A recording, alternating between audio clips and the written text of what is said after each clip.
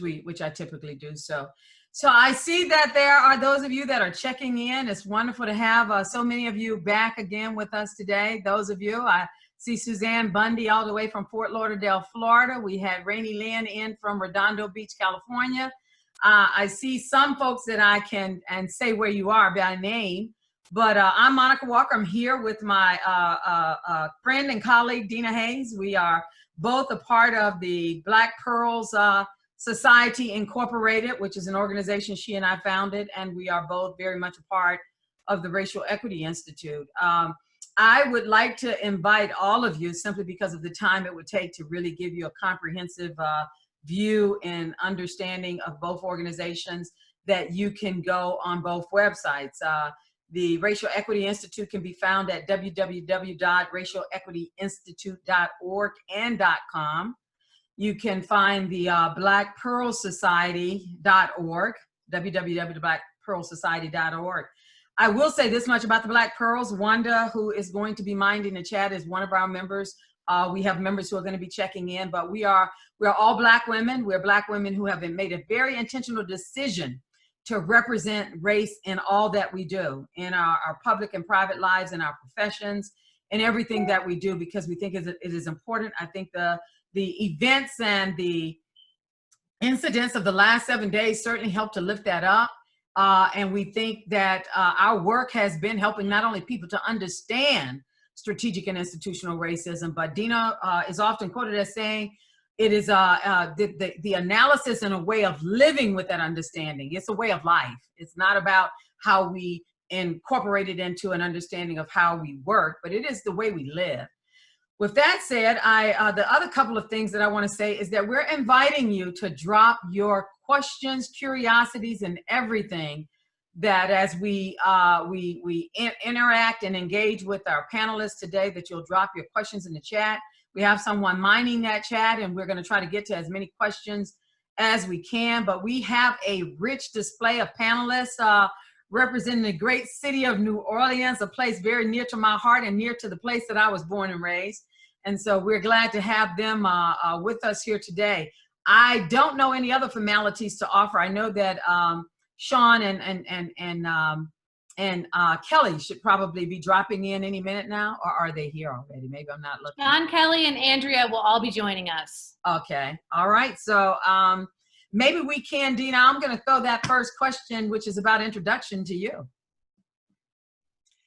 Yeah, so we have a rock star panel today, and for our viewers and attendees, if we could have you introduce yourself so people can learn about who you are and the amazing work that you were doing before you got into, being the organizer supreme and the campaign that you started. So I'm gonna just ask you, point you each to introduce yourself as you're lined up on my screen, so that we can move swiftly through this. And I'll start, Emily, you're first here, because I think you and Liza signed on early. So will you introduce yourself and say a little bit what you do in your life? Sure, the early bird gets the worm, I guess. Well, thank you so much for joining or inviting us. I'm thrilled to be here. My name's Emily Madero. I'm the president and CEO of French Quarter Festivals, Inc. And we put on events here in New Orleans to drive economic opportunity and celebrate our culture, which we love so much. Monica was just talking about New Orleans food, and we certainly love the music as well. Before that, I was working for an organization focused on the startup community, and Alan is now a board member, so he can share his experiences with that. But the five of us, and now six of us, were connected in an experience 5 years ago or so, where we had the opportunity to get introduced to you. So my journey has taken me from economic development to arts and culture. I've always been involved in the nonprofit sector, and certainly doing that work in New Orleans. It's critical to be able to understand and put a racial lens of understanding to everything that we do. And I'm just thrilled to continue to be a part of this conversation. And we'll talk a little bit more about what CENO as a collective is, but that's who I am. Thank you, Emily. Liza, you're up next in the grid. It's really great to see your all's faces. So echoing Emily, thanks for inviting us today. We were, for those on the line, we were saying before this started, we're used to seeing Monica and Dina every other month or so. So this has been a long time. So it's great to see you all. My name is Liza Cowan. I am a fellow studying impact investing and stormwater finance here in New Orleans, and have been doing that for the past couple of years. But after spending more than a decade as a grant maker at various foundations, with the privilege of being able to invest in different nonprofits across the Gulf Coast and region, I came to this work actually a little bit later. I came to this collaboration a little bit later than my colleagues here, though I knew all of them, and I knew of their engagement in Forward Cities, which Emily mentioned, and their engagement in hosting the Racial Equity Institute. And I think I joined, initially I was observing from afar, and I joined initially just thinking that I could help them raise some, when they decided that it was time to raise some money and keep this going. I thought my background in grant making could, I wanted to help out with that, and certainly have become more deeply involved than I initially anticipated, and have been very grateful for the opportunity to work with them in this way. Wow, thank you. And that background looks familiar. I think I've been in that living room there before, having some great food with you. Right. And yep, we can host backyard gatherings again. That's right. It was great. Alan, you're up next. Alan Square. Hey, my name is Alan Square. I'm an entrepreneur here in New Orleans. We own 2 companies, a construction company with about 130 employees and a consulting company. We actively look for acquisitions to build on those 2 platforms. One of the things I'm most proud about that company, we are about 80% Black and brown people across our companies. And I'm Black, so Black owned. So that's a good thing. Dina used the term organizing, and I had no clue that's what we were doing, right? I thought we were analyzing data.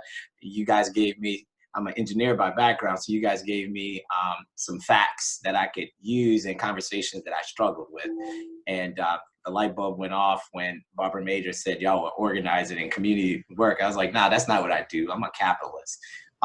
But it's absolutely been something that I've been happy to be a part of with this group. There's an amazing passion across this group and the work that we're doing here in New Orleans. And I think we're at this point at a crucible across this country and then locally. And it's a unique time, and it's a time that we can leverage, hopefully for good. Thank you, Alan. Andrea? Hi, everyone. I'm Andrea Chen, also in New Orleans. We work with social entrepreneurs. We're an incubator for small businesses and nonprofits, and we work in the areas of water, health, food, education, and community economic development. And it has been such an honor to have been part of this journey with the Racial Equity Institute and this organizing group. And I've taken my own organization on our own racial equity journey, and we continue along. It has just been wonderful to see people shift and change over the last couple of years. So thank you for helping us do that work. Thank you, Andrea. And Kelly, we're asking you to introduce yourself, say something about the work that you do. Sure. Hi, everyone. I'm Kelly Solney. I'm the director of strategic partnerships for Camelback Ventures. We are an accelerator for entrepreneurs of color and women.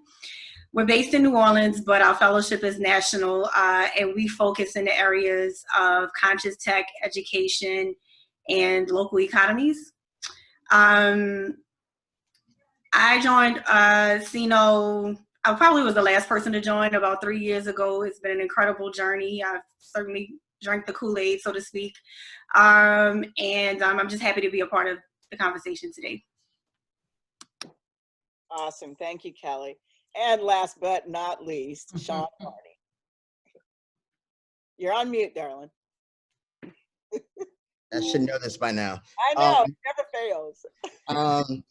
Thank you, Monica and Dina, and to you guys for having me personally. I'm Sean Barney. I'm a real estate developer in New Orleans. Spend time between New Orleans and Bentonville, Arkansas, but based in New Orleans. And we also do structured finance, which means, we help municipalities with their capital improvement plans by structuring their bond deals. So my background is really in real estate and finance, and kind of like Alan, I like to joke that I moonlight in the Save the World business, this racial equity stuff. But to echo the sentiments of all my colleagues, I'm eternally grateful to Dina and Monica because they really changed my life in introducing this framework to me. And really has allowed me to pull in, all my friends, my colleagues, my family. And I think the thing that unites our team in wanting to make New Orleans the most equitable city in America is that, we clearly understand that this work is required and what it needs to go into it. And I think that, what you guys give us, in addition to the facts, is you give us the hope that we can make a difference and change it. So for that, I'm grateful, very pleased to be invited into the conversation today. So thank you. Thank you. Dina, I'll say this one thing and then throw it back to you again. I want to thank you, Sean, because actually the impetus for doing this series was that I'm just not how should I say, I'm a late bloomer when it comes to technology, right? So by the time I find out about stuff, everybody else is known for like a year or so. Those people that post those late notices of somebody's died or something like that.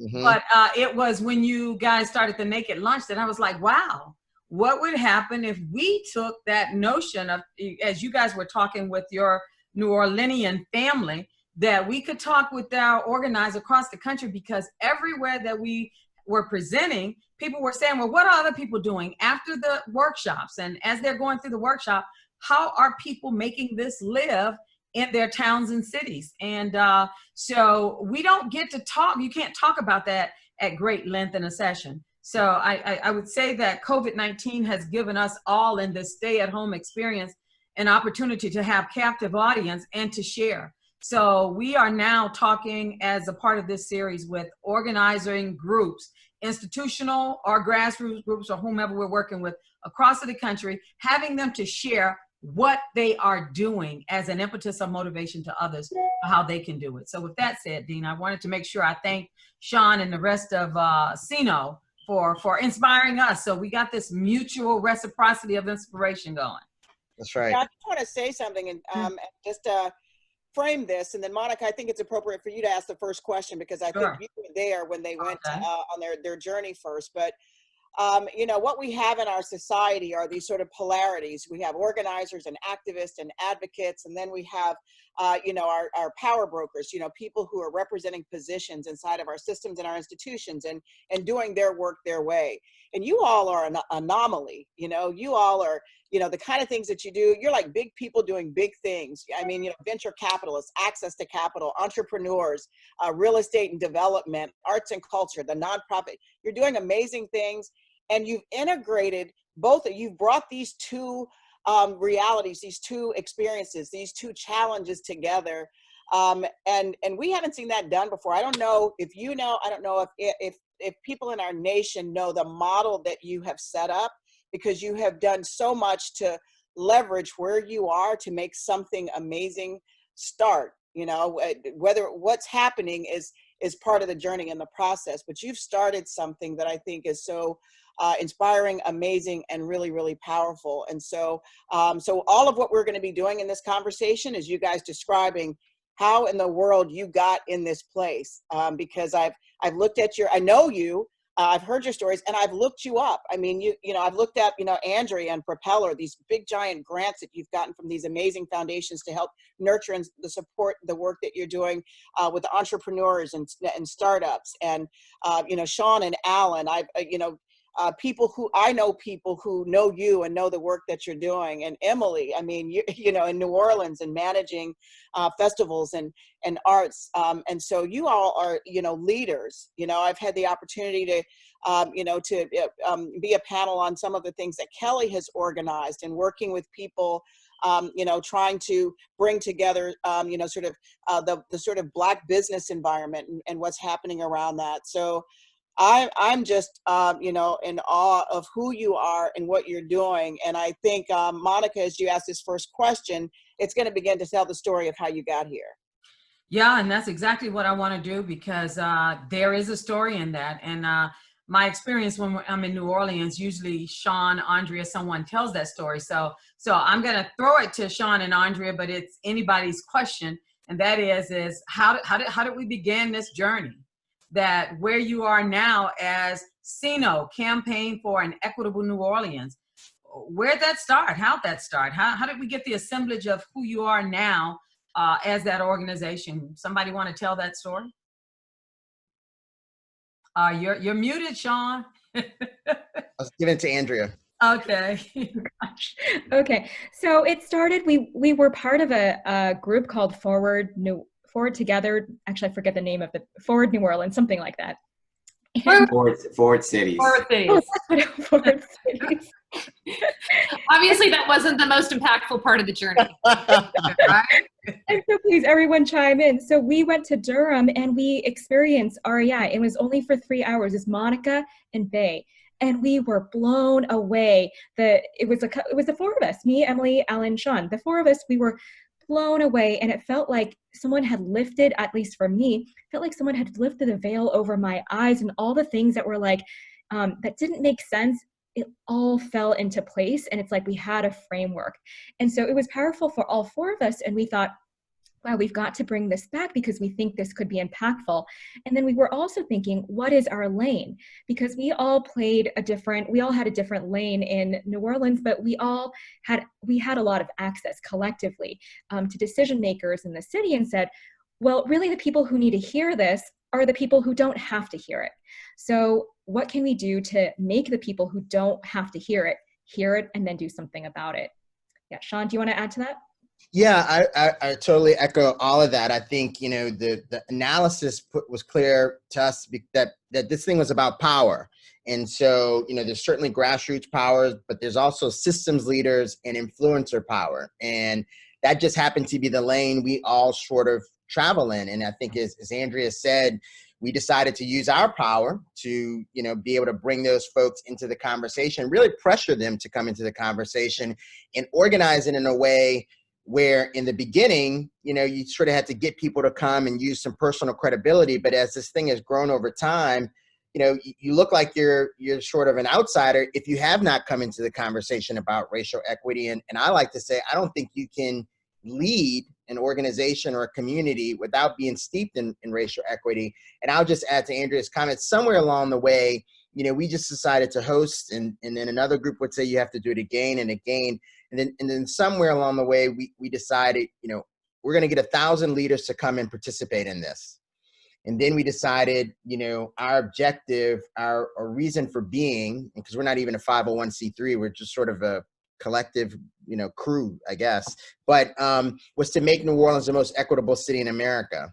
And we think that has economic currency as well as moral currency. And so, you know, we committed ourselves to going on the journey and continuing, even when we did not know what the end goal was. And it eventually, you know, revealed itself to us and how we, you know, use the campaign as our structure.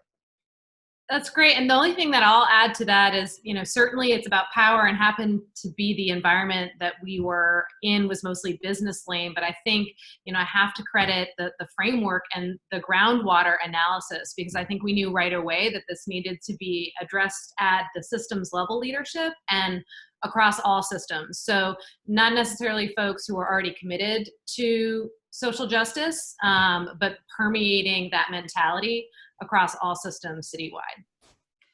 So let me just say this, that's a start, that's an idea, that's an exposure, that was an entree. But how the hell do you come back to a city like New Orleans and then get this thing off the ground and get people coming and coming and coming, so that a few years later they're still coming, and they're committing, and they are spreading the word, and they're bringing others, and they're sending others. So who wants to tell us how a group makes that happen? That what magic is it? Or is it magic? Or is it just feet on the ground, boots on the ground work? I'll jump in here if you guys okay with it. We weren't a formal organization. We were just some colleagues, some folk that knew each other from work. Sean and I actually go way back. We grew up in sister churches. We went to the same middle school. But we knew when we were bringing this back to New Orleans, we had some folk that were like-minded, right? And at some point, we had built some scale to where we could start to take political risk in pushing and prodding and really getting systems leaders to the table. We're fortunate enough to be in New Orleans, where a ton of civil rights work and equity work had been taking place for a very long time. And what it felt like is we were doing something different because we focused on systems leaders and primarily educating white males, right, who tend to control many of the systems. And with that, we were able to build some scale around it. And as a loose group, there were times where leadership came from certain places, but I have to really pat, Sean on the back by being a visionary, by being risky. I mean, he's put his career on the line to challenge and prod and make people feel and publicly shame them for not showing up and being present. And so I applaud that he has the ability to tell people what he really feels. And as Black people, we often are not, we're conditioned not to say what we really feel and be thoughtful about how not to let it come out. But he's able to do that in an eloquent and challenging way. And that's helped build what we've put together. And now, we're more of a organized group. Kelly's come on and really helped us, get our act together.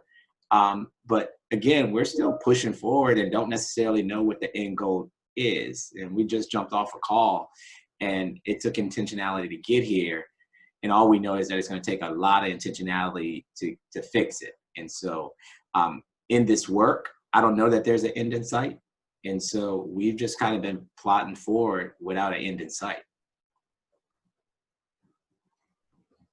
I don't know if you all know your national footprint as we are watching webinars and conferences and interviews and things, stories being covered across the country. I have seen people interviewed that I know are using language that they got in a workshop that you got people into. And it has been absolutely amazing to see your national reach. So as you talk about the change and the organizing and the influence that you have in New Orleans, I want you to know that what you're doing there in New Orleans has a national megaphone. And I am convinced that the topic of systemic racism that is now on the national stage is there because of our organizers. And you all, as I hear you, Alan, I'm an unintentional organizer myself. I wasn't what I did, but you all are doing what we also call institutional organizing. And that is you're taking sort of community-based approaches, and you're bringing those inside of powerful places and spaces with powerful people and having those conversations. And it's so interesting that you all were not a group, you were people that were that knew each other, and you have pulled yourselves together. Kelly has, built some infrastructure there so that this is running smoothly. And you're, how are you managing the enormous things that you're doing in your own lives, your own work, your own vision and own interest, and dedicating so much time to, educating, raising awareness, and moving forward around structural and systemic racism? Because people ask us the number one question after a workshop is, well, what do we do? And, I don't know how long you guys asked that question, but it wasn't long because you started doing really quickly. So all of you, any of you can just start to talk about that process, and then you know, we'll go from there.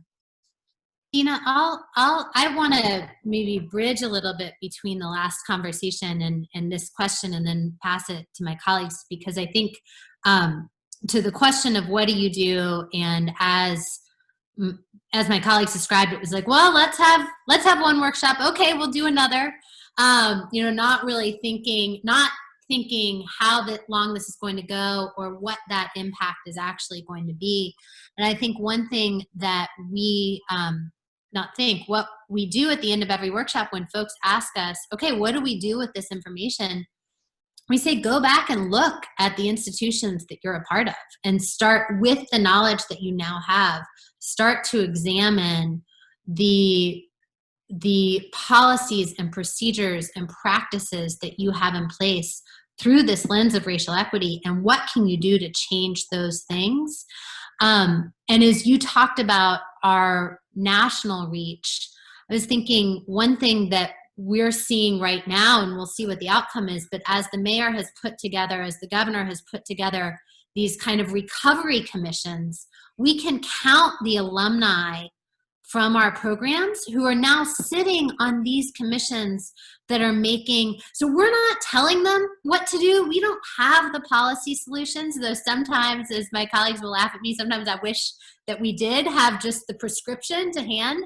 But we're hoping that folks are showing up in those spaces, asking different questions, and thinking about, as our elected officials are appointing people to these kinds of commissions, are they thinking about who has been through this? Our mayor, our city council, many of our state legislators from New Orleans have been through the 2-day workshop and have become part of this conversation in our alumni group.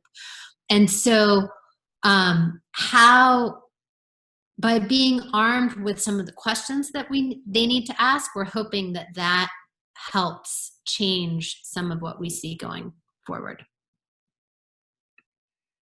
Thanks, Liza. Anybody else want to say anything about Sean? Yeah, I would say, you know, for me personally, it is a passion, because I just hated my business partners, my wife, my friends, just sort of walking around ignorant. That's really where it started for me, because I didn't like that I was ignorant about a lot of this.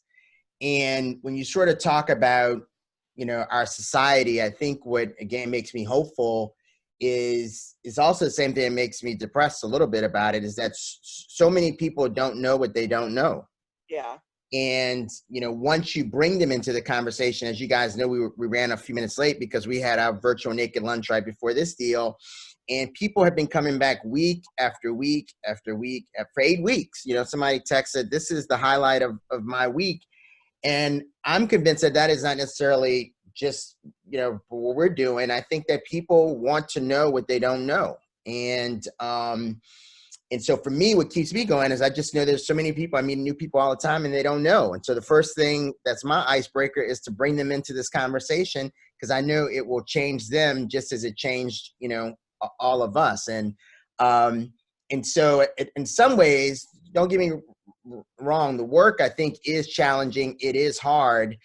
But then on the other hand, it is sort of easy to weave it through your life if you try, if you sort of lead with it. And you know, you don't have to be pushy on it, or I'm you know, I know Alan says I'm aggressive, and I am, but you know, you don't have to be preachy or anything like that. You know, we just ask people simply to commit the same thing that we do, which is time. We're not asking for your money. We're not asking for anything like that. We just ask you for the same thing that we ask everybody else for, and that's the time, and that's thanks to you guys. So in that way, I think it is easier than it looks, while at the same time being challenging. I like to say you have to sip and pour at the same time, and that's very hard to do.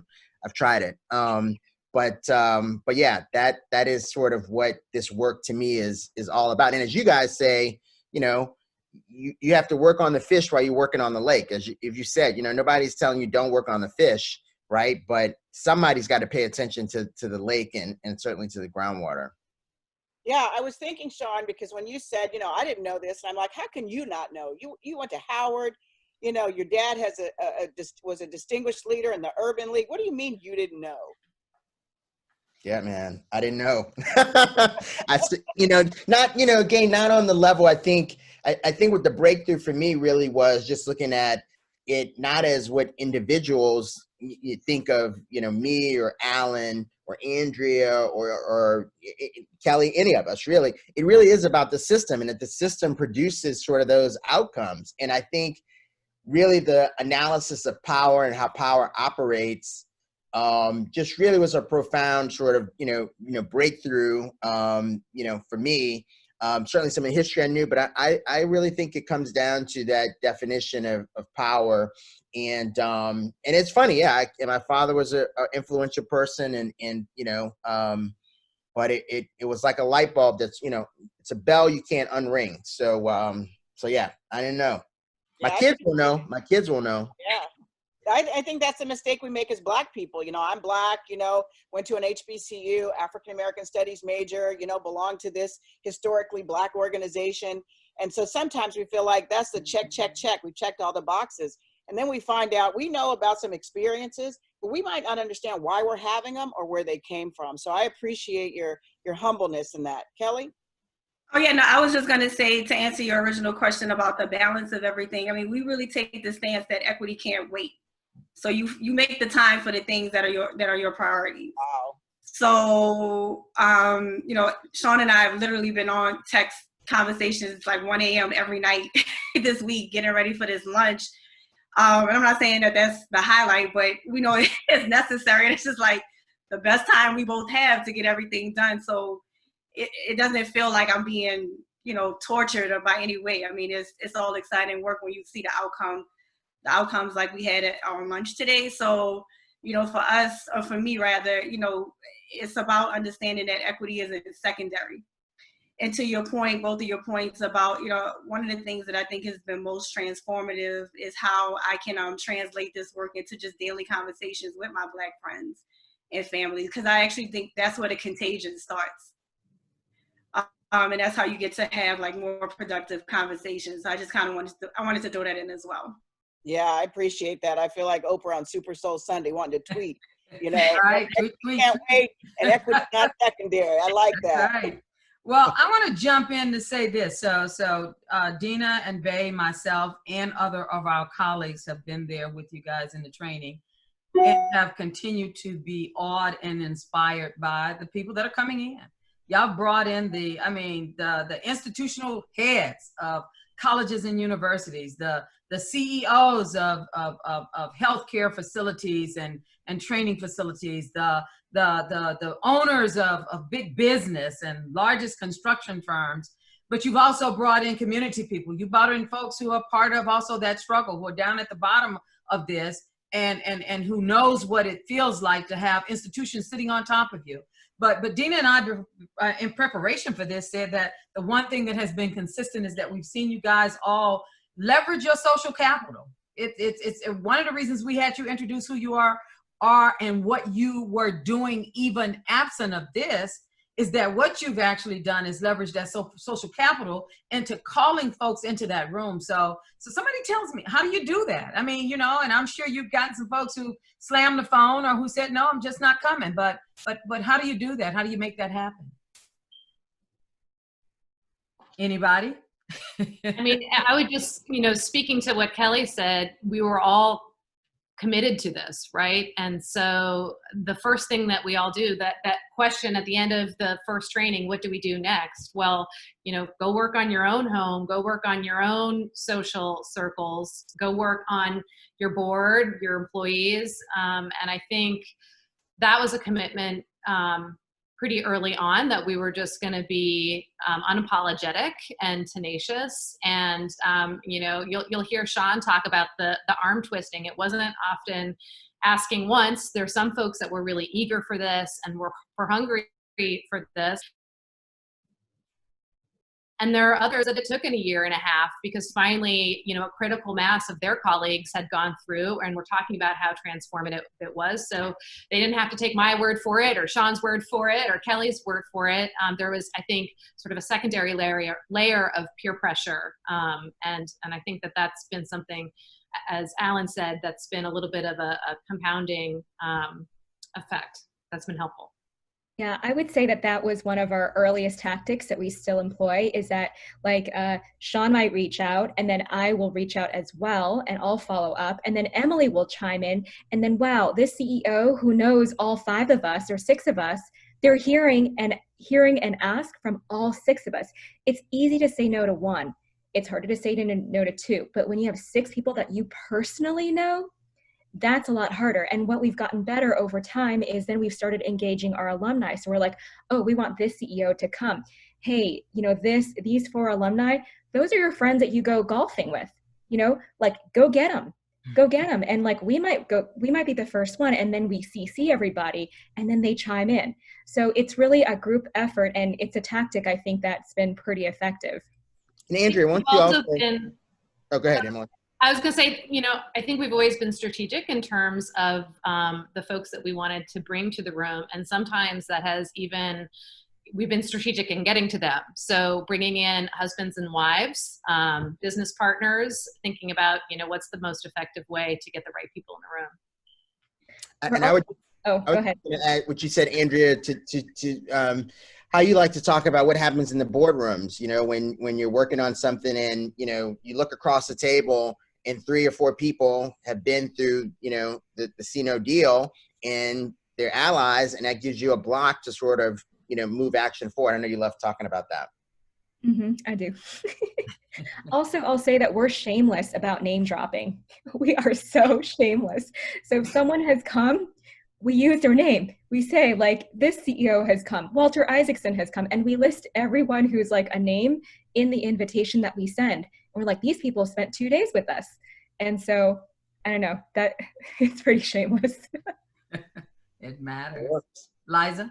I think just one other piece on that is that it's Kelly said, this mission, we're trying to make New Orleans the most equitable city. So some of it too is I might see someone at a cocktail party and think, oh, wait a second, have they been through yet? Given their role or given their board engagement or given their interest, they really need to come. So I just keep a running list on my computer desktop, and I keep next to it the date that I send the invitation. And so some of these people, it's I've sent the invitation 5 different months in a row or over a year, and I just keep forwarding it to them. I know you said you had something with your daughter last time, but can you come this time? And just kind of keep up with, who are those folks who are in positions. We say that we want systems leaders. So we want the folks in our community who have the influence over decision-making, over hiring, over resource allocation, over policy, to come and be a part of this conversation, because we think that once they're a part of it, they can't help but think about how they can change what they're doing. So how did you decide what you were going to do? And what did you do? I'll take that one. We sort of, it was a journey. Let me say this. I think it also helps, we didn't design this sort of mosaic of a team to be, it just kind of came together. And I think that is, that is encouraging, because you get all kind of folks who want to do this type of work, and I think can be just as passionate and committed to it. I think that we really have internalized the notion of making our city a more equitable city, and really internalize the objective of being the most equitable city in America. And I'm with Alan. I don't necessarily see a goal. I don't necessarily see a finish line and we can all sort of take a deep breath and yay, we got to equity. I think it is a way of living, an approach to living. And so I think it is something that is, a big problem, but I think a common sort of thread between us is that we're willing to work on big problems.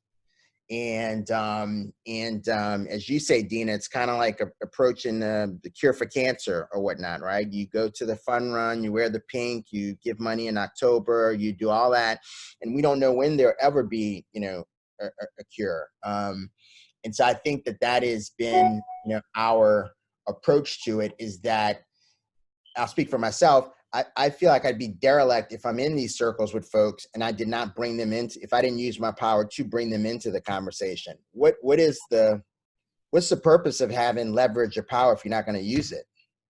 And so it just seems, I would, as Andrea said, shamelessness and inviting people, I would be ashamed if I did not. And so I think there's something about a personal commitment, a commitment you make to yourself. And then when you make it to each other, and, as you know, we sit in on all the sessions that you guys, do, and sort of, take it as sort of a personal obligation to sort of see our people through, right? And sort of see them through on this journey. And what that has been, helpful for us, right? However many times we've done it over more than 4 years with you guys, it's been a leadership development piece for us. And I think we really need leaders developed in racial equity. It's not a part-time thing. It's not something that you teach yourself or whatever. And I think that has also made us effective over time. As Alan said, it's given us the language to engage in our personal lives and our professional lives. But it has given us a language to go out to the community. And in turn, we've gotten a lot of credibility from the community. As Kelly will say, people after this COVID thing sort of saying, well, what's CENO going to do? And, we're like, we're going to be at home like everybody else. And they said, nope, not really. And we need you guys to, think about something. And, we sort of, and, we came up with this virtual Naked Lunch series. So I think that's really what it's about, is that if you're committed to the work, if you're committed to the change, if you're committed to the process, there is no other alternative but to live it and breathe it. And just like you guys, when you extended the invitation, we pretty much said, of course, like, we don't have to know what this is about, because I think I have a debt to repay to you guys for that. And so I just think it's simply there's no other alternative but to lean in on it. Dina, can I jump in and say something about their audacity? Because thank you, Sean. We didn't craft a question to talk about the audacity of this group and the boldness of kind of how you ask, how you engage, the shameless, as you say, name drop, all of that. But the other thing that has really awed me too, I've been doing this work for 30 years and we've worked with groups all across the United States. You know what impressed me about you all is that every training, there is at least 5 out of 6 of you there, and you are there for the most of the time, which means that if we've done 50 trainings in New Orleans, if we've done 60 trainings in New Orleans, you guys sit through them. And I have to punch that and ask you about that because, and I'm not putting down on other groups because we're busy people. But you guys got to be busier than anybody I know. And yet you've carved out time to say, not only have I had the audacity to ask very important people to be here, or people period to be here, but you said we're going to be with them through it. So maybe some more on that. Yeah, I'll jump in as the person who misses the most trainings of the group. I my entire life made my living by analyzing data. And what I've learned from these trainings is people's stories are valid data points. And I've been able to integrate that in my thinking, how I move. And I'm absolutely fascinated by people's experiences. I'm no longer surprised anymore. Our country is very predictable over its history. We know what the outcomes look like. Sean earlier talked about the criminal justice event that we're having right now, the pandemic, which was a healthcare issue. And next is probably education as we try to put these kids back in school. We know what those outcomes will look like, and it's predictable. But by showing up to all these trainings, we learn every day. And that's why we're there. And and you know, I travel quite a bit for work, but those 2 days, I look forward to it. I bring my 5-year-old with me. Well, now he's 6. He makes 6 this week. We couldn't celebrate on Blackout Tuesday, so we celebrated a little bit on Wednesday. But that's why we're there. I would just add, you know, absolutely, it's an enriching experience every single time. But I think also what Sean was saying is, you know, sometimes we've done a lot of arm twisting to get those folks in the room, and we commit to taking them through that journey too. And I think that helps to making it sticky, right? They don't parachute in for 2 days and then disappear. You know, we have an opportunity to engage them in terms of getting their thoughts, how they're going to bring this back to their home, to their community, to their institutions. And so I think that has also helped in the, well, what do you do next? And how do we keep the dialogue going? And how do we not have 1,000 individual alumni, but 1,000, you know, an alumni group and, you know, a movement and a cohort of folks that are connecting beyond the 2-day training. And I'll just add to that, Emily, I hadn't thought about it until you said it, but we are, you know, again, we're not a 501c3, which we say all the time. We call ourselves a campaign for Equity New Orleans. We're building community. That's what we're trying to do here. And so I think as Sean and Emily said, you know, being there to be with the people that have come because we've asked them sometimes multiple times. They've come because they know us because of our social capital, but then also to get to know the other people that we don't know is another pleasure that I've had each of these times.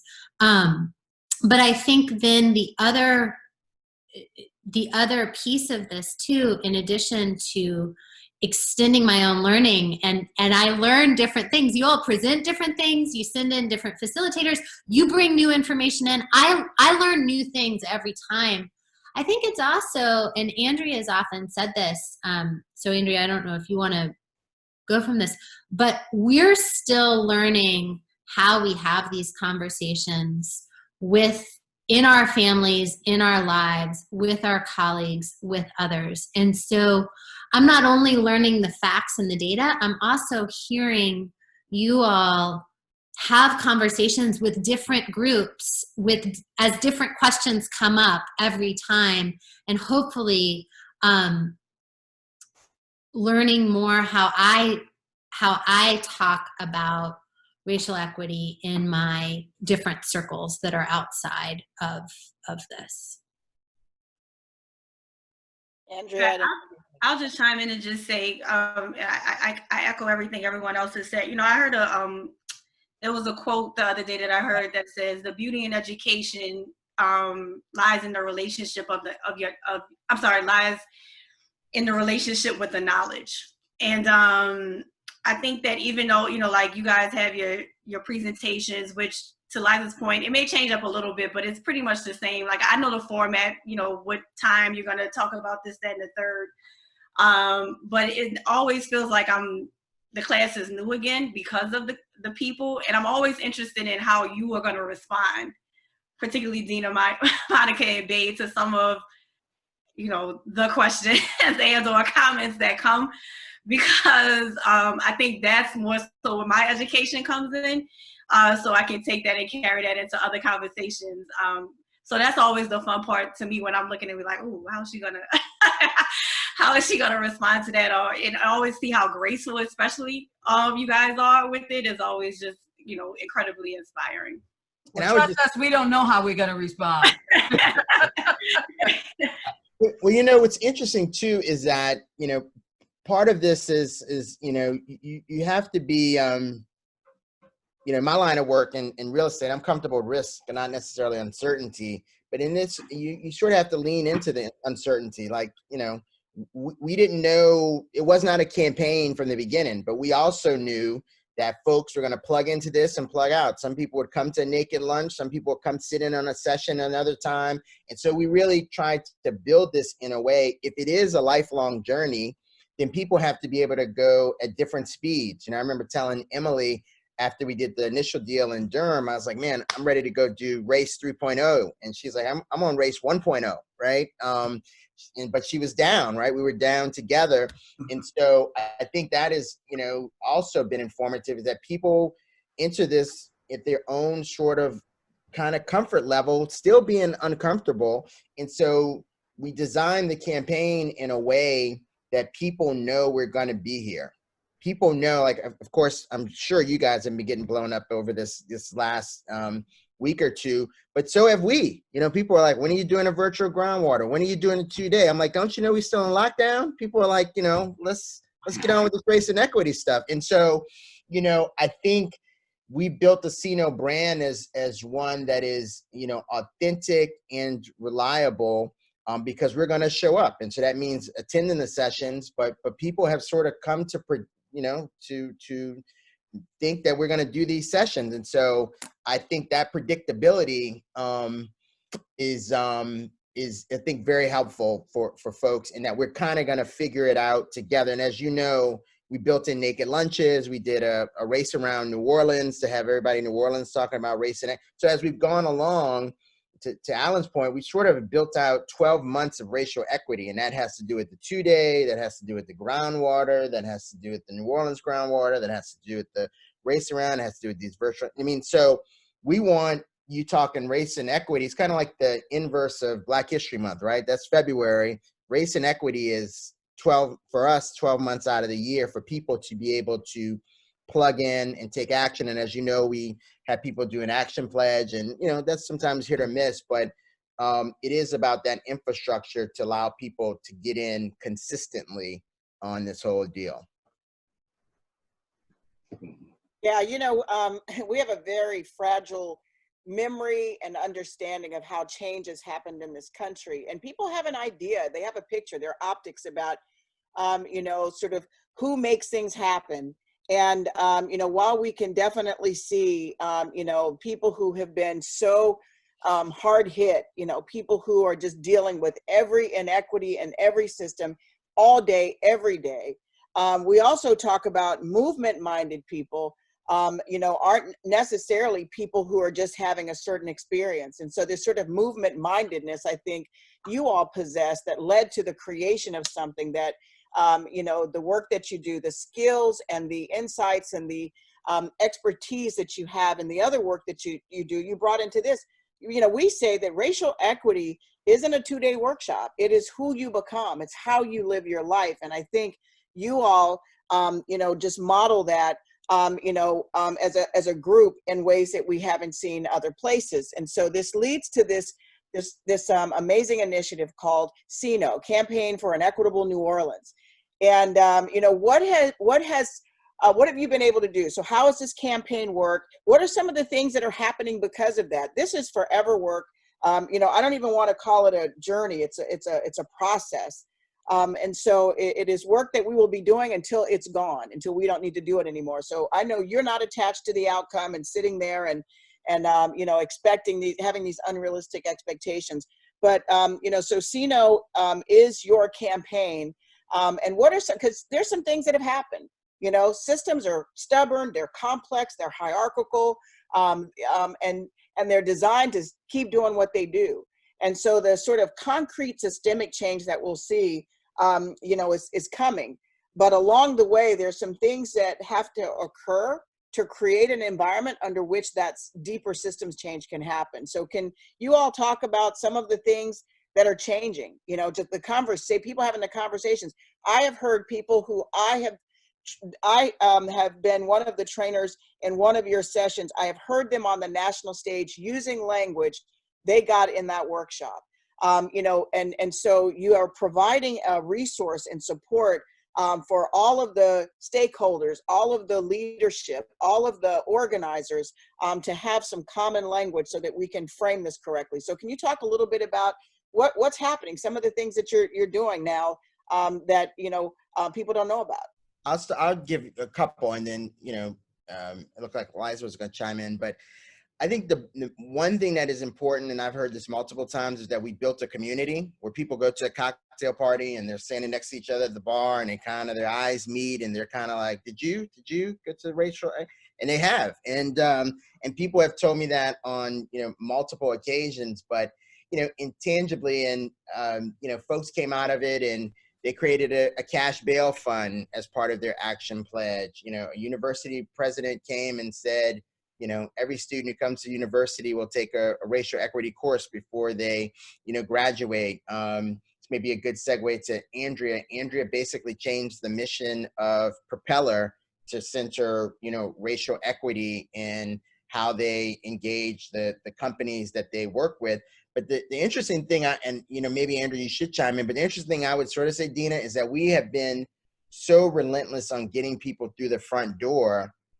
A lot of times we find out what people are doing just because you run into them and they tell you how they've transformed their own organization, or they have organized, right? And some of the synagogues around town have started their own series. The Center for Healing over at Xavier, Justice and Healing, that came out of Ann McCall, who's the provost at Xavier, who that was her action pledge, is that we're going to stand up this center over at Xavier to do this work and be rooted in our community. That was her action pledge. So it's hard to keep track of, but you know, but people are out there doing it. But Andrea, I don't know if you want to chime in with your stuff.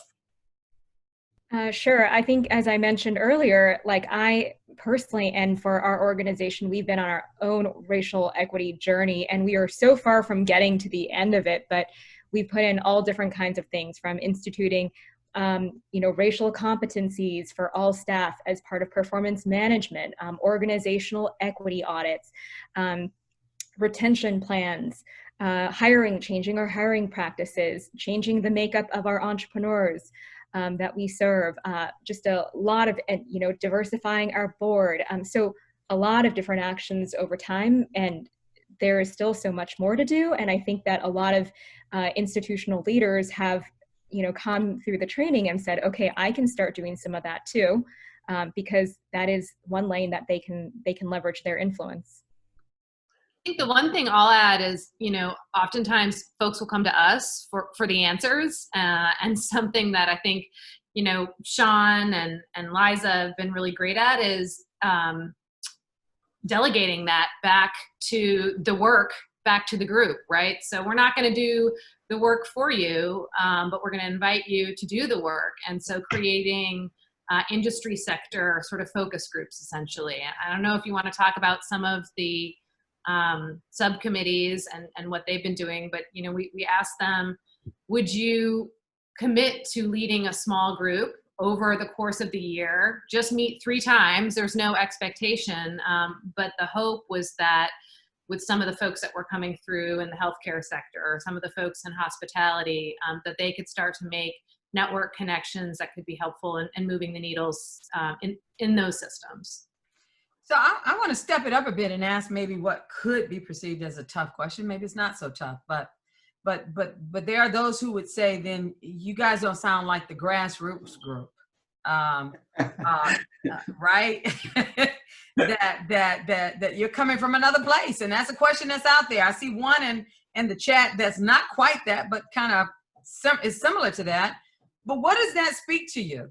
Any critique that may come that, well, you know, at the level of the least of these are those most marginalized, how might making, okay, because you say you want to create a more equitable New Orleans, what does that mean? The connecting of the marginalized and the grassroots to all of you in your own way, you might agree, in some capacity, you're kind of out in the business professional world. So what does this mean to folks who aren't where you are? Yeah, I think I'll jump in here. I think part of this is the beauty of the campaign, right? And this kind of goes a little bit back to the first question. The beauty of the campaign is, and the only thing I think that we were strategic and intentional about was educating systems leaders, right? Folk who had power. And I think Sean might have said it on this panel, or maybe it was the previous panel today, but the only way you bring about change is with real power. And so My mom is an organizer. She's a preacher. She's a historian, archivist on Black history, and she's the community that's fighting, right? And so if you view this analogy of the grassroots is coming underneath, right, and working that way, I would argue that we're approaching it from this way, trying to meet you in the same place and leveraging our networks, the success that we've been able to build in our careers to have this network that permeates all of these organizations and all of these industry verticals or these system verticals that need change, I think works. I think it works well. I think what we're seeing in the protests around the country, that the show of force of people coming together to protest against things, that brings about change as well. And I think one of the things that and it took us a long time to get here in New Orleans, and you all were at the table with us, helping us try to figure it out, is what's our place when you think about the grassroots organizations in New Orleans who've been doing this work a lot longer than we had. We had to be respectful. We had to make sure that we understand and be sensitive to the work that they've been doing. And we don't come at it as experts at all.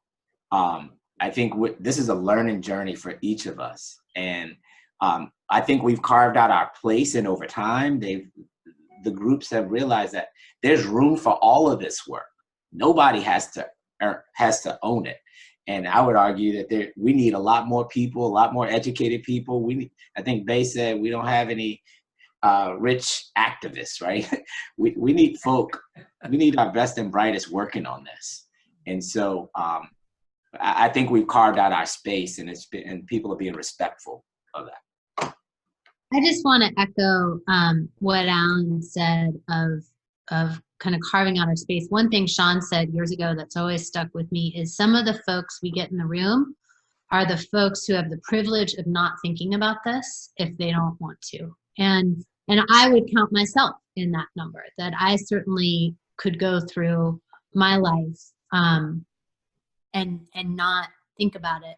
And so that, I think out of respect for, there are so many, New Orleans is a city that is rich in community organizing and so I think even, as we joke that we're community organizers, sometimes I think, gosh, no, we're not. Like there just are so many powerful faith-based groups and neighborhood groups and grassroots groups. But I think what we have been able to do, as we talked about before, by leveraging our personal capital and networks and relationships, is get folks in the room who have the privilege of not thinking about this if they don't want to, and recognizing that that's a way we can contribute and that's our lane, is I think a big part of what we're able to do. And if you think about it through just the business prism, we just looked at who is the market that was unserved. I mean, we just kind of saw an unserved market. Maybe that's we're all kind of business people, even though we reach out beyond that group, but it was an unserved market. And I think, I tell folks, I've been doing this effort with these folks longer than it took me to get my MBA, longer than it took me to get my undergrad degree at this point, just about. So I will have been educated in this longer than my Howard and Tulane education. And I think that's something that's sort of, kind of interesting. I would never profess to have a degree in racial equity or anything like that, but, I respect what you guys do because you're professionals and we need more professionals in it. And, but at the same time, I've taken what I've gotten through you guys and through our experience with CENO.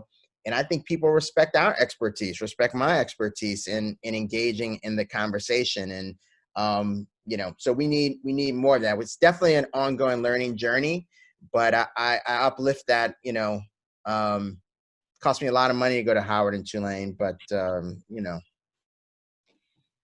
Say this though, I don't think we just look for the person with the biggest title. I actually think that we've gotten better at that even over the past 3 years since I've been with CENO. We look for the people with the influence, and that might be a neighborhood influencer and so forth. So I do want to just put that out there as well, that it's not just the biggest title. It's more about who we think, and we've gotten better at asking, like, why should this person be in the room? when we take referrals. So I will also throw that in for good measure. Yeah, I think I appreciate, I know our participants as they're weighing in, the texting me and the chat and the questions that people are asking is that strategy is so important. I think this is what happens when, you know, when we're trying to move something, an agenda, an issue, we're trying to address something that usually what's lacking is a strategy, because sometimes we see strategy as a tool of the wicked institution. And so we have to have a plan and a strategy as well, you know, to confront this, you know, sort of hierarchical complex arrangement.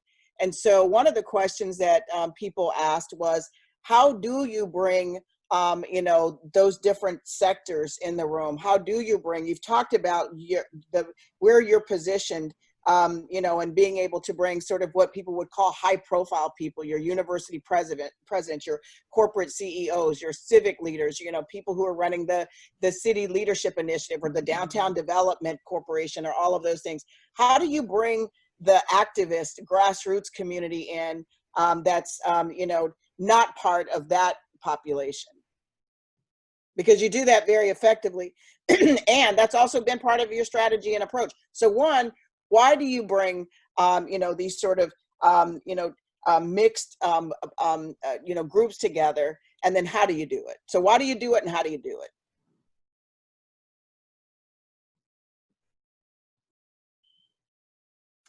I'll take it. I think, you know, that was also a struggle. You know, at first we thought about, do you get all the education folks in a room, right? Or do you get all the, you know, what is it, Alan, the business council folks together, or do you get all the health people? And our concern, and we debated that a good little bit, because that's how they would approach it. Somebody texted Emily and I 2 days ago and said, I'd like to get all my legislative colleagues to come to the groundwater. When are y'all doing the next one? And the challenge with that is that, you know, people then will sort of see, well, if we just get the education thing right, you know, we'll fix this whole problem. Or if people just earn more, you know, it's really a class kind of thing. And so we thought that it would sort of obscure to some extent the analysis if people sort of brought just only their own expertise. It's probably not, you know, totally accurate. But the other thing is that, and I've learned this from being on boards many years ago, is that leaders like to be around other leaders. And so that was sort of a selling point, to bring in people who might run a museum to be, you know, in the room with the head of a bank, to be there with the head of the teachers union, and to really have the space to grapple with sort of a very tough problem that, you know, if they talk about it in any other place, and all the lights are on them. And, you know, I've certainly had people I invite who say, well, you know, I don't want to speak. I just, you know, and I said, I don't want you to speak. I just, you know, I want you just to sort of come and sort of sit there. And so, you know, in just the way I approach it, I think that is also another sort of big, you know, selling point. And kind of going to Alan's, you know, point about the grassroots or whatever. I think we, you know, if you know, we're that is not our natural lane. So I think this is also about credibility. So if I'm in a meeting with the guy about a project, it's very easy for me to sort of say to him across the table, hey man, why don't you come to this deal next month? I think you'd get something out of it. So I think we work our lane very effectively. I think there is something to be said about curating it across different industries. I tell you, in Northwest Arkansas, we had the police chief from Fayetteville, and I think maybe Monica, you did that session, perhaps, or maybe it was Bay, and I'm not sure. But anyway, they had protests the other day, and he's getting lauded for how he handled the protests. And what he has said to me is, you know, I credit a lot of that to coming to the race and equity deal, because he said most of the time we're in spaces where it's only about law enforcement being the problem. What he appreciated was, you know, he looked around the room that he was in, and it was health, it was philanthropy. He's like, this is a problem for everybody. It's not just law enforcement, right? You see the manifestations when a person like Mr. Floyd dies, but it is the through line of everything. And so I think it's easier to see that, frankly, when you're sitting with other people across other sectors who are struggling and grappling with this same systemic issue. It is sort of clarifying. And and I think people recognize it and appreciate, being in a room to tackle a tough problem with other people. Dina, I want to see if I can, well, I want to ask another question, but I do want to, we intentionally set this for the time we did to give at least some time to the Q&A, the questions that have come to participants who have sat with us and listened. But this is called Beyond This Moment. That's the title of this series for us, because in conversation with Dina and others in REI, it's that, so we are home, we were stuck. And the question was, how do we create the work? How do we also watch a nation and a world in transition? We are all, I think, acutely aware now that we're just not going back to life as it was, no matter what we might want or whatever. But we're in consideration of that. What is the beyond for CENO? You're doing Naked Lunch, which is awesome, that you're having conversations about things that matter in this time that people can, but we had a pandemic and we had a whole lot of folk that seemingly were surprised by the disparities of outcomes from who got it to who died from it. And little did we know on the heels of that would come, I have never seen the uproar in this country with racism as the banner ever in my life. And so Dina and I will be asking every group, what does the future of the work that you're doing, how has it now been either elevated, punctuated, or lifted up by two concurrent crises in this world? Not all at one time. I'll take a quick first stab. We released in a press release maybe 2 weeks ago what we think are 6 powerful guidelines, but simple. We didn't do a booklet. It's not a report. It's basically 6 guidelines that we released and directed to the press and to the folks on these task force that Liza mentioned. The guidelines, which we're happy to share, are very simple. They really center Blackness. And, as Kelly said to me the other day, this moment can't just be about working on white people. It has to be about uplifting Black people.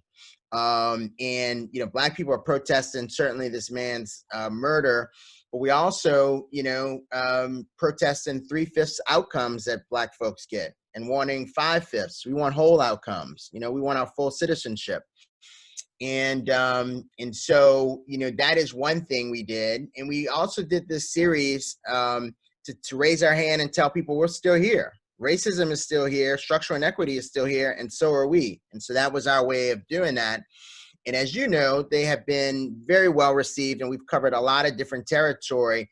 But the objective is not so much the virtual Naked Lunch series. It really was to give us space to figure out how do we pivot out of this and really fight for an equitable recovery, or as Kelly says, a recovery to equity, because we never had full equity, right? So how do we use that? And what I would say to you, Monica, is we're still figuring it out. And I think we're going to say next week in our Naked Lunch, where hopefully the mayor joins us, I think we're going to try and chart that course out next week, and we're still figuring it out. But I would say to you, and this comes from Kelly sort of saying, at some point you gotta campaign on it. We have to get out there and hit the streets and campaign for equity and 5/5 and an equitable city. And we're very fortunate that we have a base of 1,200 leaders who are powerful and run large systems that, for the majority, are in line with this and sort of, are waiting for us to lead. That's been the challenge, right? Is they sort of come back to us to sort of lead it. And so we do these lunches. So I don't know what the other team will say. I think we're still sort of figuring it out. And technically we have until next week to sort of figure that out. That's when we sort of said we were going to wrap up this part of the series.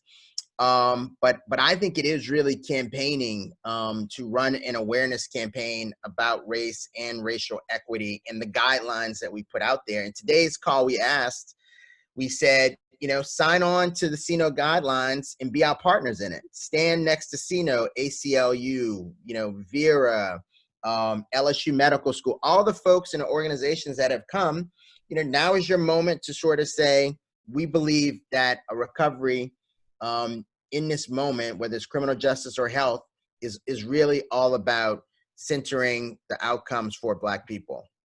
That's what I would say. So we have a couple of questions after Liza. We have a couple of questions we want to ask you all, so we want to get as much of them answered. People have a lot of questions about what you're doing. And Liza? Well, and I saw a couple of questions come in, so I was just going to add on what Sean said about the naked lunches and alumni engagement. And so I think, again, this has been an organic kind of thing since we started of, okay, well, we're hosting one, let's get some more people in the room, we'll host another. Okay, now we'll plan out a year. Now we're going to add the groundwater sessions so that the managers who come through and call us up and say, can I send my 20-person team? And we say, well, no, you can't send your 20-person team to a 2-day because we want to have this cross-sector engagement, but we'll host these 3-hour groundwater sessions. So we've just sort of slowly started adding things. And the naked lunches came about as an opportunity to then bring the folks from different cohorts together and the alumni from our 2 days together. And we moved them online, as Sean said, over the past 8 weeks, now that we're all home. But before that, they were all in person. And sometimes we'd have speakers. Sometimes it would just be a chance for folks to get together and talk.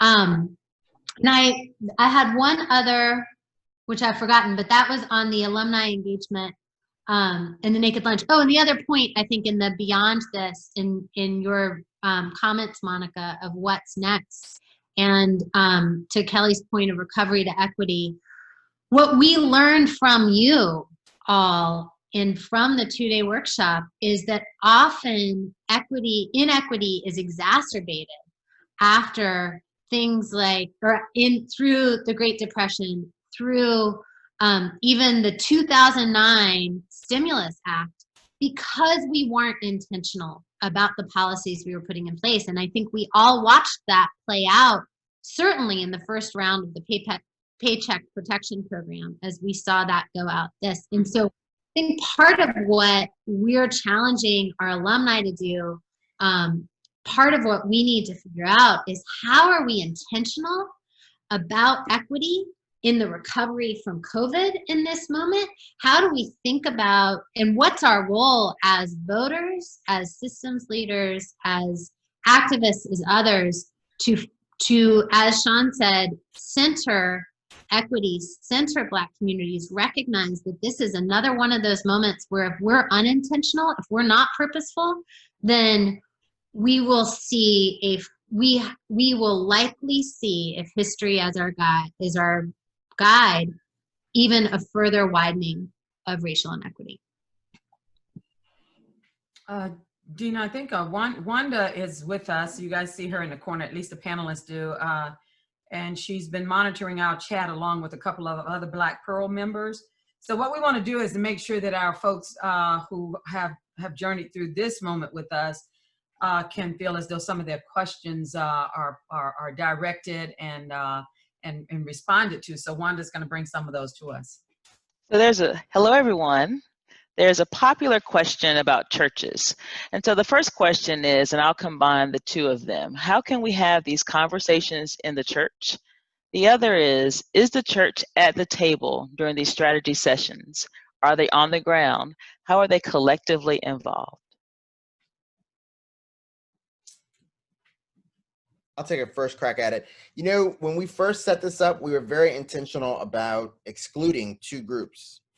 And that was elected officials and clergy, because those are the folks who typically get into the conversations about race and equity. And then over time, we found a way to substantially integrate the faith community into the conversation. Certainly we had just very recently the auxiliary archbishop of the New Orleans Archdiocese was in the room. We've had folks from 2 or 3 of our largest synagogues who participated in the conversation. Alan, help me out. I know Pastor Square has been there. So over time, we have, but we try to make sure that everybody still is integrated into the broader, group, that it's not just the clergy folks over here. It's not the education folks over here. It is everybody in it together, because again, there's racism in the church. And so, we feel like a holistic approach has been the way to tackle it. I will say, though, to add on to what Sean was saying, is that we've heard stories of the clergy who have come, like give sermons or give addresses to their congregations, and heard back from folks, and they've then connected with other churches or other synagogues, and so it seems like there is quite a lot of energy in the with like religious institutions too. I'm not sure how much of that is due to us, but I know many of the folks that participate in those church organizing groups have come through. We can go to the next question. The right? next most popular topic, of course, has been your naked lunches. And so one question is, can they join even if they're out of state? And how can they get more information if so?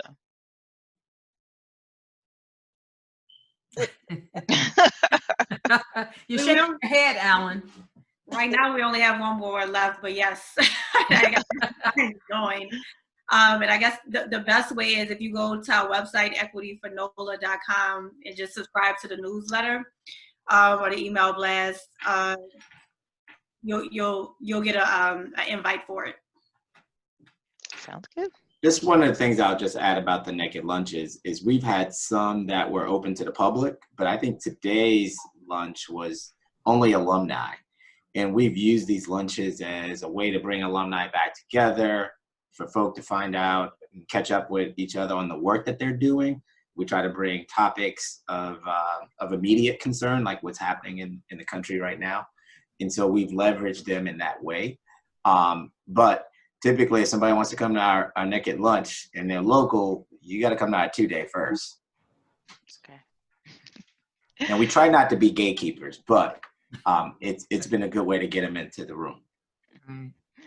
Another question has been, can you share some of the examples of changes you've seen in your community as a result of your work?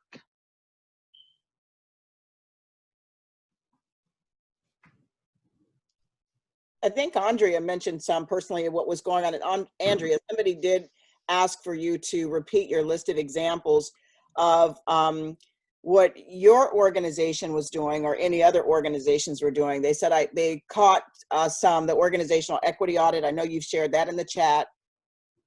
Sure. Okay, so some ideas. Yes, equity audit also, and that comprises a lot of different things. Looking at your HR practices, not just hiring, but also retention, and then being able to disaggregate all of your data by race and gender. So including compensation to see, are you paying, are there disparities in who's getting paid the most in the organization? Also kind of your employee engagement survey, disaggregating that by race and seeing are all your white employees feeling happy and all of your Black employees not, right? It's hard to identify what those specific things are within your own institutions if you're not measuring that. And then that's just kind of on the HR side. For us, kind of performance management is a big piece of it. So, and professional development. So every person on staff is required to have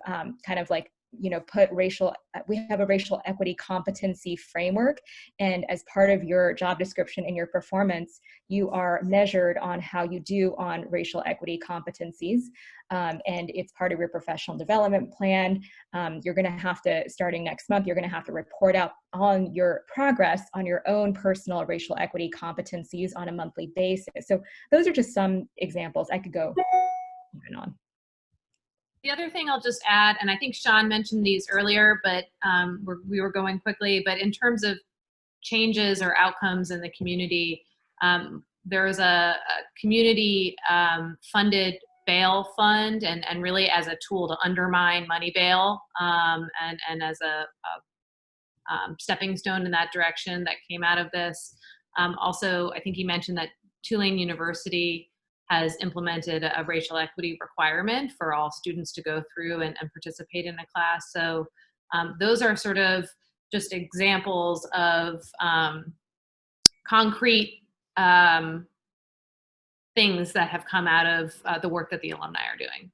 I'll add one more because I think for folks on the phone, like this is maybe smaller, you know, it's not university wide or dismantling money bail, but one small business owner moved some of their accounts to Liberty Bank, to a Black owned bank. So just the kind of learning in the 2-day and then investing in our community in a Black owned bank from, you know, whatever other bank they had a relationship with. Yeah, I'll give another example. So United Way made a requirement of doing the organizational equity audit that I just sent out of all of their grantees. And it was part of their matrix of how they scored your application for funding was on whether you had taken the organizational racial equity audit. One other thing, I'm sorry, Dina, if you don't mind, I saw another question come in the chat of kind of measuring outcomes. So I come from a background in philanthropy. All these folks are entrepreneurs. I sort of come from and sometimes have the tension with this of like, yes, how do you measure outcomes? What's our theory of change? How are we thinking about all of this? And one thing that's been powerful for me is from the groundwater that REI does, showing the disparities across systems and then showing that as an area under the curve. And I'm assuming most of the folks on this call have seen that, the area under the curve of white advantage. And when I think about our work, you know, over time, it's about shrinking that area under the curve. We want to see that white advantage lessens. If we're making New Orleans the most equitable city, that lessens over time. We don't necessarily have a way to measure that, you know, certainly from a month to month standpoint or year to year. But I think all of these stories, if the United Way is doing this, if small businesses are doing this, if the library is doing this, if the court system's doing this, our assumption is that over time, that area under the curve will get smaller. So we have, Alan, we have somebody that is calling in that can't type a question, so we're going to let them talk after you. And then we really want you to, you know, one of the questions earlier was, have you issued this challenge to other cities? And so I know you're working on New Orleans becoming that the most equitable city. And maybe you're not ready to challenge people yet. You don't want anybody to get ahead of you, but I think you guys have a big head start. So I don't know if you want to issue the challenge just yet, but maybe you can talk about that. So Alan?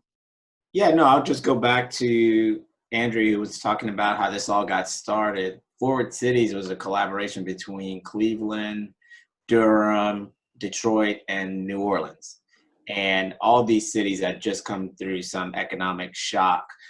Ours was a natural disaster at the time. Detroit was just the economy had tanked on them. And we were all dealing with rapid gentrification and trying to figure out how do you stave off some of the bad outcomes of that. And coming out of that work, when we were introduced to you guys in Durham, Cleveland and New Orleans really issued that challenge to all 4 cities, right? Like who can be the most equitable city? And Cleveland's been doing their thing. It's been a while since we've checked in with Durham. I know there was some good stuff going on there, but so that challenge is out there. And we'd love to, when you have a challenge, you learn from each other, right? And we should all be stealing. I mean, I'm a former Bain consultant. Consulting is all about studying best practices. What did they do? How did they do it? Let's do it here, right? That's really what consulting work is. And so in this work, hopefully there's no pride in authorship, at least not for me. Anything that we're doing, you can have.